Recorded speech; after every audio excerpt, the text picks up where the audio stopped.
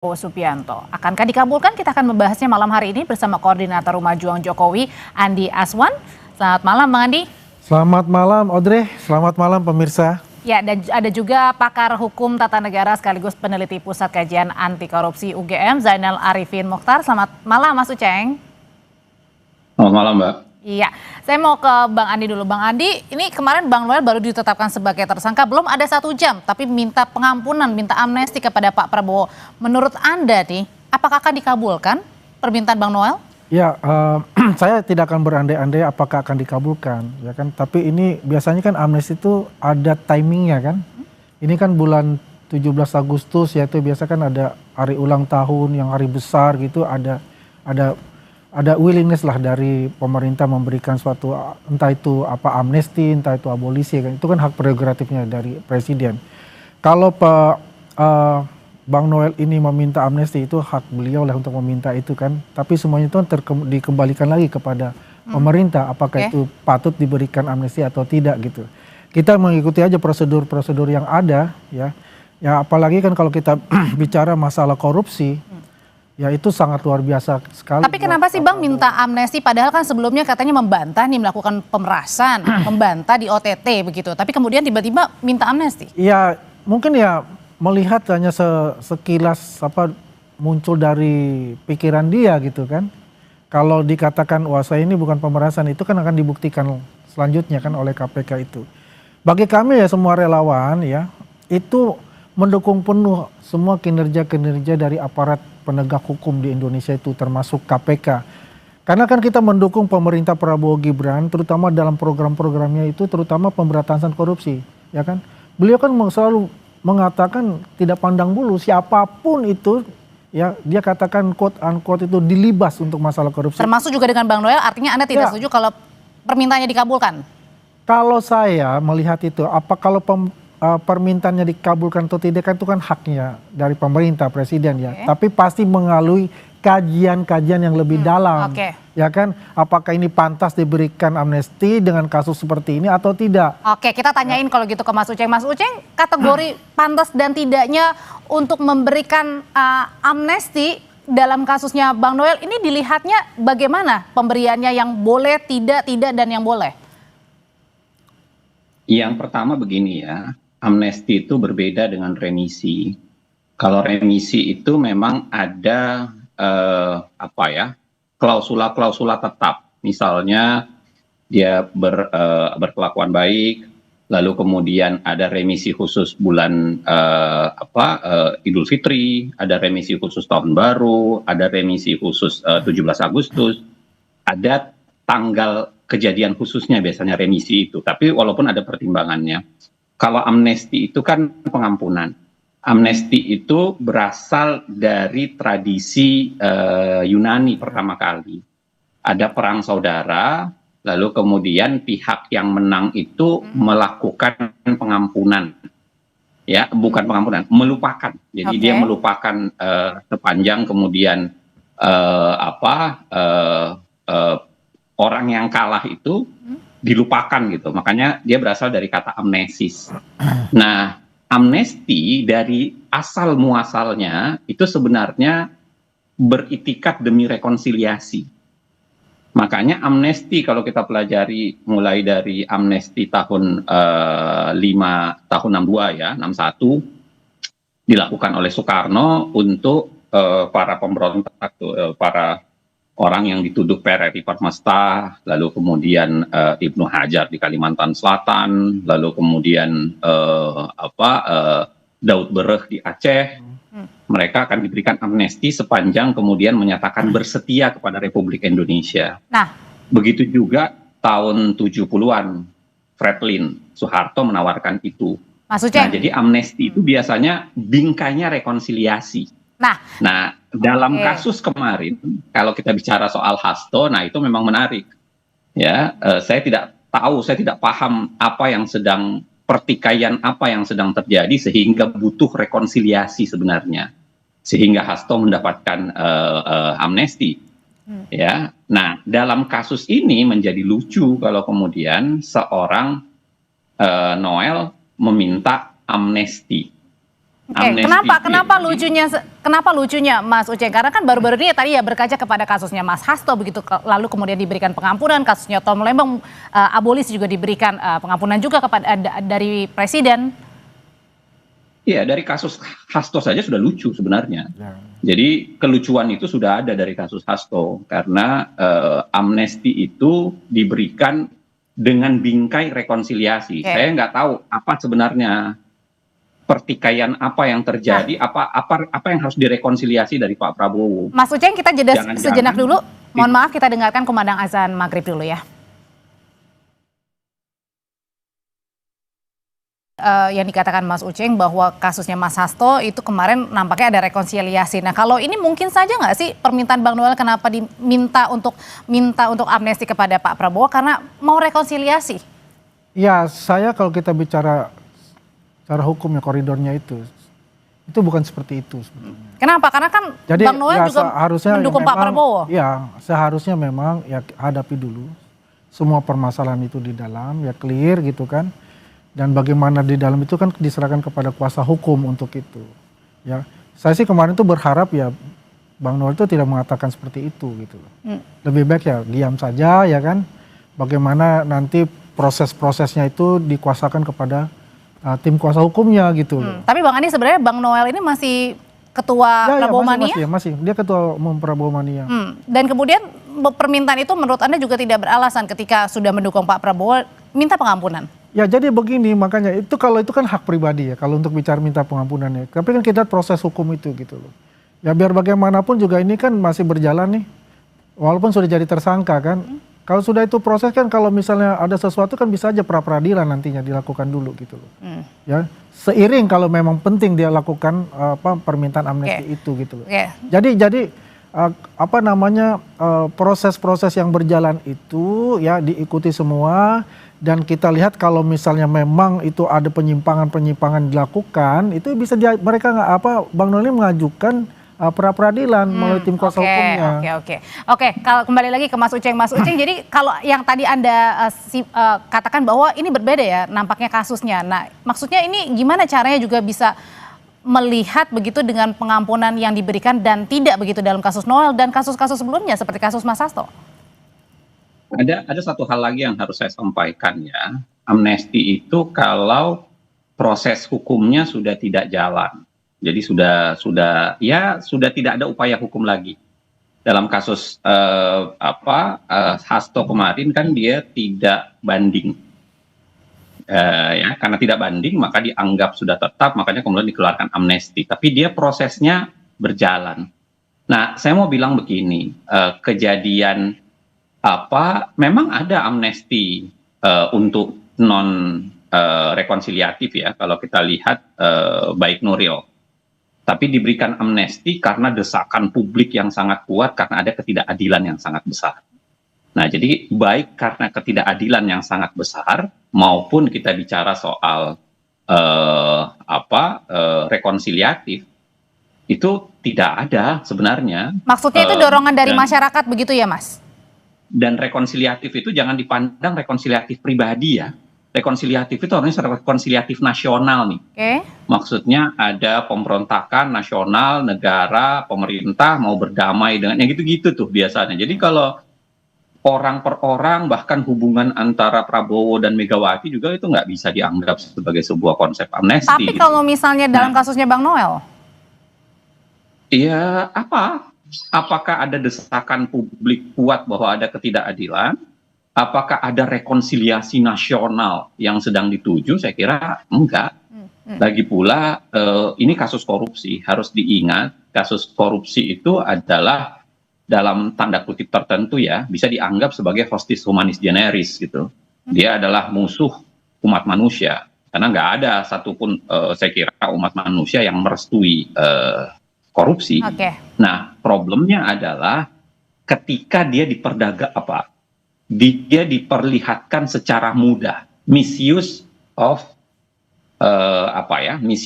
amnesty proses itu terjadi beberapa kali dan saya kira itulah yang harus dihentikan. Pak Prabowo jangan lagi mengulangi model amnesti-amnestian seperti kasus Hasto karena itu kita nggak jelas apa kepentingan nasionalnya dan apa untuk ketidakadilan macam apa sebenarnya.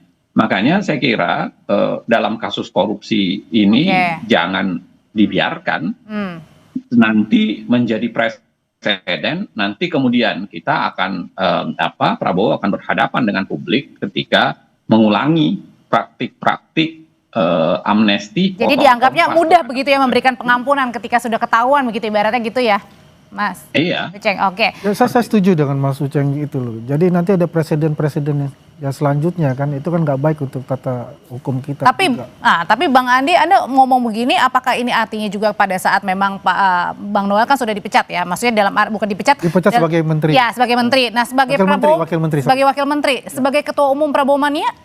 Ya kalau bicara ketua umum Prabowo ini dalam organisasi itu kan ada peraturan-peraturan sendiri dalam organisasi itu. Itu kan diserahkan kepada semua anggota ya. Di situ kan juga ada sekjen atau apa kan nanti kan ditentukan di organisasi sendiri. Tapi dengan Bang Noel yang sudah tidak sudah tidak menjadi wamen lagi karena sudah ditetapkan sebagai tersangka biar fokus kepada proses hukum, apakah ini juga menandakan begitu Pak Prabowo sudah tidak sayang lagi dengan Bang Noel yang dulu Pak Prabowo? Jadi begini, Pak Prabowo ini adalah Presiden Republik Indonesia, ya.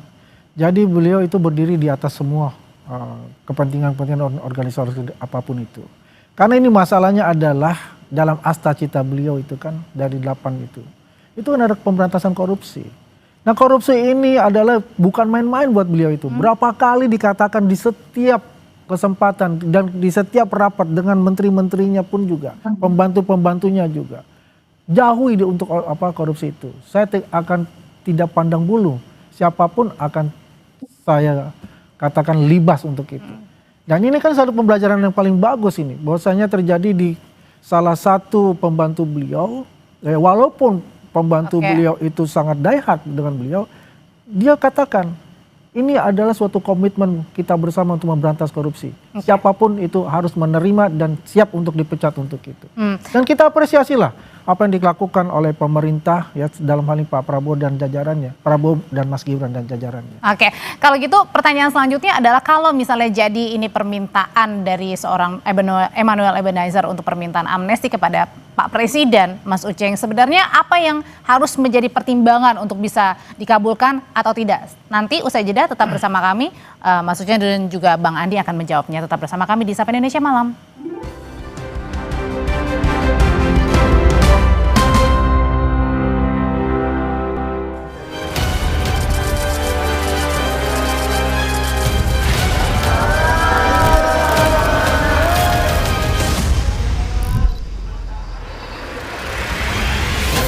Perilaku korupsi ada di setiap eselon birokrasi kita. Ada di setiap institusi dan organisasi pemerintahan. Perilaku korup ada di BUMN kita. Ada di BUMD kita. Saya semakin mengetahui berapa besar tantangan kita.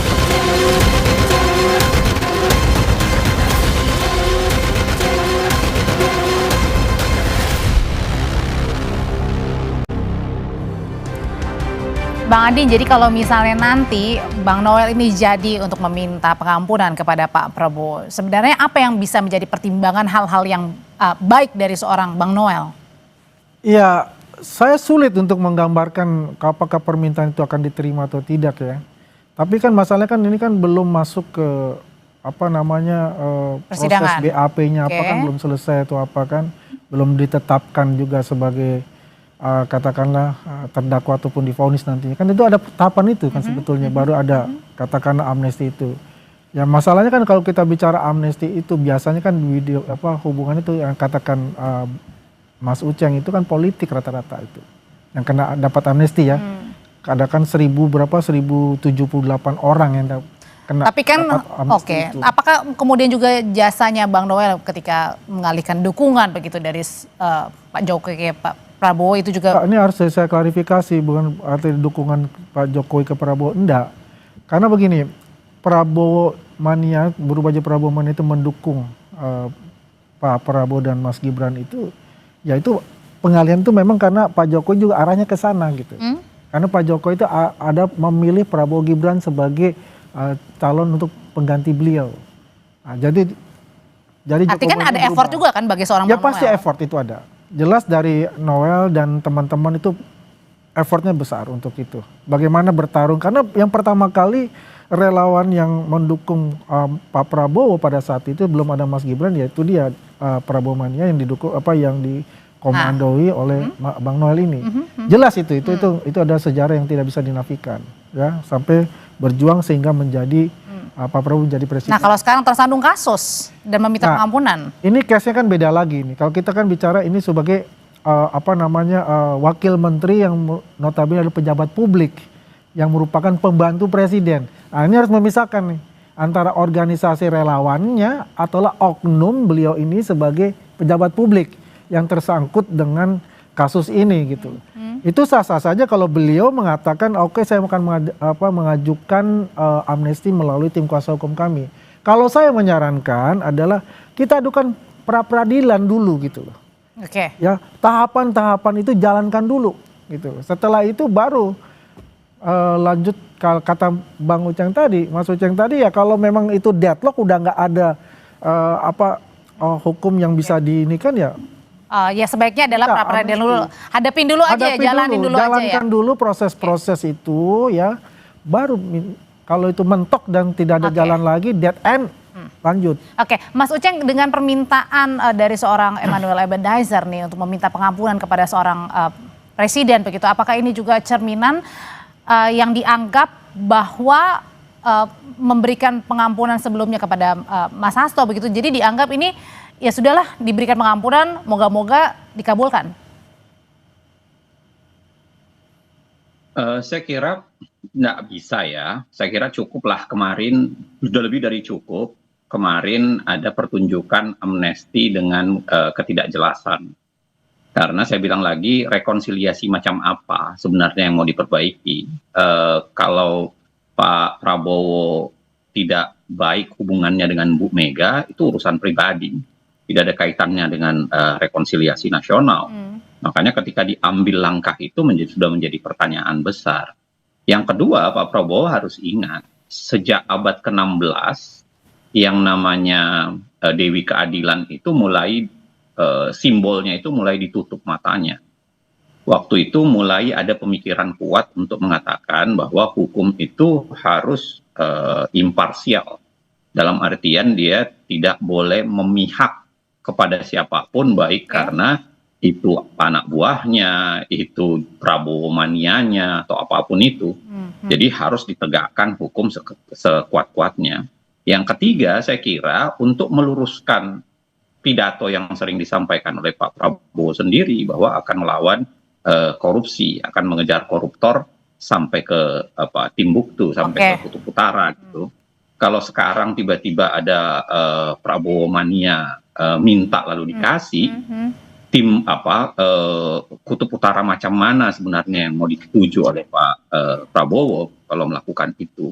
Dan yang keempat, saya kira kalau kita bicara soal kasus korupsi yang menimpa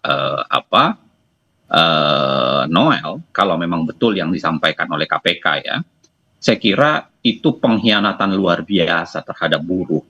Coba bayangkan, buruh yang seharusnya pekerja migran, pekerja yang harusnya mengurus sertifikat itu hanya 200.000, itu ditagih sampai 6 juta.